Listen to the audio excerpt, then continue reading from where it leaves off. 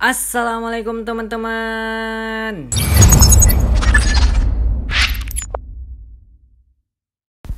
Halo teman-teman semuanya, ketemu lagi nih dengan aku Muhammad Al-Falah. Nah, apa kabarnya nih teman-teman? Semoga sehat-sehat selalu ya teman-teman. Nah teman-teman, jadi ini video kedua aku. Kita kembali di belajar bareng Falah. Nah, hari ini kita mempelajari tentang mekanisme perilaku individu. Nah, gimana sih maksudnya itu? Yuk kita belajar bareng. Skuy. Jika salah satu teman-teman yang ingin menjadi seorang guru, nah kalian harus mengetahui nih salah satu tugas utama guru, yaitu berusaha mengembangkan perilaku peserta didiknya. Dalam hal ini, Abin Syamsuddin Mahmud 2003 menyebutkan bahwa tugas guru antara lain sebagai mengubah perilaku peserta didik atau behavioral change. Oleh karena itu, agar perilaku peserta didik dapat berkembang optimal, tentu saja seorang guru dapat memahami tentang bagaimana proses dan mekanisme terbentuk perilaku para peserta didiknya.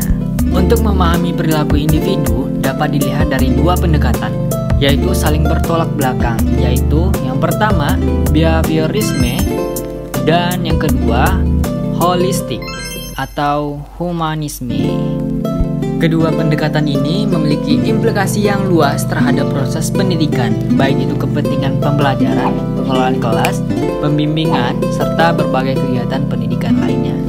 Oke, yang pertama kita akan belajar tentang mekanisme pembentukan perilaku menurut aliran behaviorisme. Behaviorisme memandang bahwa pola-pola perilaku itu dapat dibentuk melalui proses pembiasaan dan penguatan dengan mengkondisikan atau menciptakan stimulus-stimulus atau rangsangan tentu dalam lingkungan. Behaviorisme menjelaskan mekanisme proses terjadi dan berlangsungnya perilaku individu dapat digambarkan dalam bagian berikut. S lebih besar dari R atau S lebih besar dari O lebih besar dari R. S stimulus, R respons, O organisme. Contohnya, ketika sedang mengikuti perkuliahan psikologi pendidikan di ruangan kelas yang terasa agak gelap karena waktu sudah sore, ditambah cuaca mendung, ada seorang mahasiswa yang sadar, kemudian dia berjalan ke depan dan meminta izin kepada dosen untuk menyalakan lampu yang ada di ruang kelas, sehingga di kelas terasa terang dan mahasiswa lebih nyaman dalam mengikuti perkuliahan. Oke, yang kedua, mekanisme pembentukan perilaku menurut aliran holistik atau humanisme.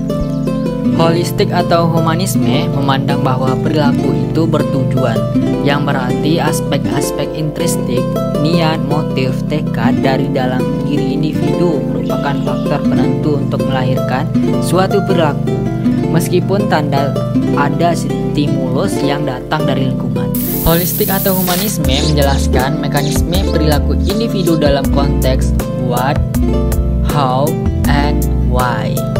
What menunjukkan kepada tujuan, apa yang hendak dicapai dengan perilaku itu. How menunjukkan kepada jenis atau bentuk cara mencapai tujuan, yakni perilaku itu sendiri. Sedangkan why menunjukkan kepada motivasi yang menggerakkan terjadi dan berlangsungnya perilaku, baik bersumber dari diri sendiri maupun dari luar individu. Maslow mengungkapkan jenis-jenis kebutuhan individu secara hierarki. Yang pertama, kebutuhan fisiologikal seperti sandang, pangan, dan papan.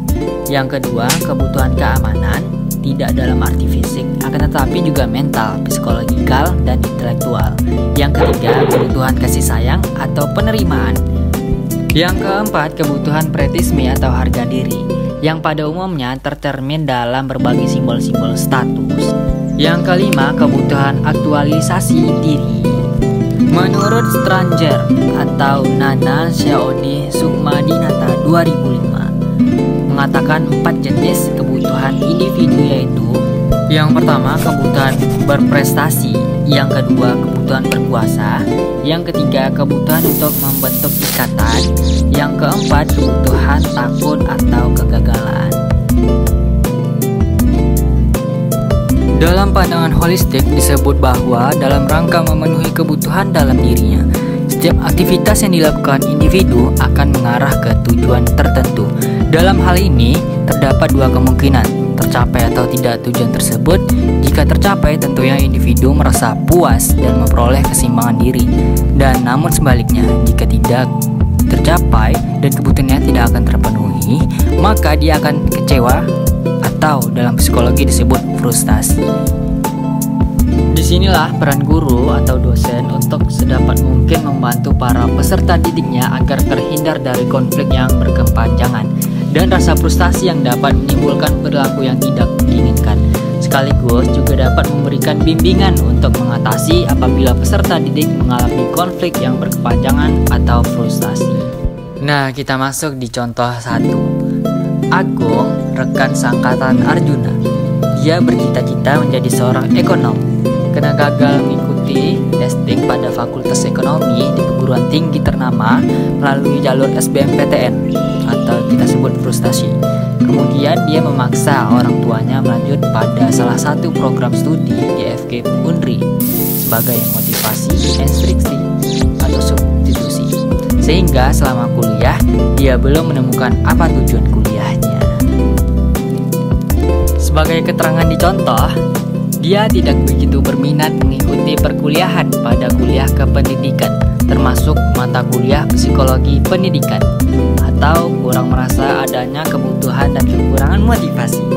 Pikirannya selalu terganggu bahwa seolah-olah dia sedang kuliah pada Fakultas Ekonomi di perguruan tinggi yang dia idam-idamkan, dan dia merasa seolah-olah bakal menjadi ekonom, kita sebut fantasi. Dia sering tidak masuk kuliah, sekalipun dia masuk kuliah hanya sebatas takut dimarahin oleh dosen yang bersangkutan atau dinyatakan tidak lulus. Tugas-tugas yang diberikan dosen pun jarang dikerjakannya, kalaupun dikerjakan hanya ala kadar dan selalu telat disetorkan. Dia dihadapkan perang batin antara terus melanjutkan studi yang tidak sesuai dengan cita-citanya atau keluar dari kuliah dengan resiko orang tua akan marah besar terhadap dirinya. Kita sebut konflik. Nah, gimana videonya? Seru bukan? Tentunya kalian harus stay tune di video-video selanjutnya. Oh ya, untuk mendukung video ini jangan lupa subscribe ya channel ini dan like dan komentarnya. Lebih dan kurang mohon maaf. Assalamualaikum warahmatullahi wabarakatuh.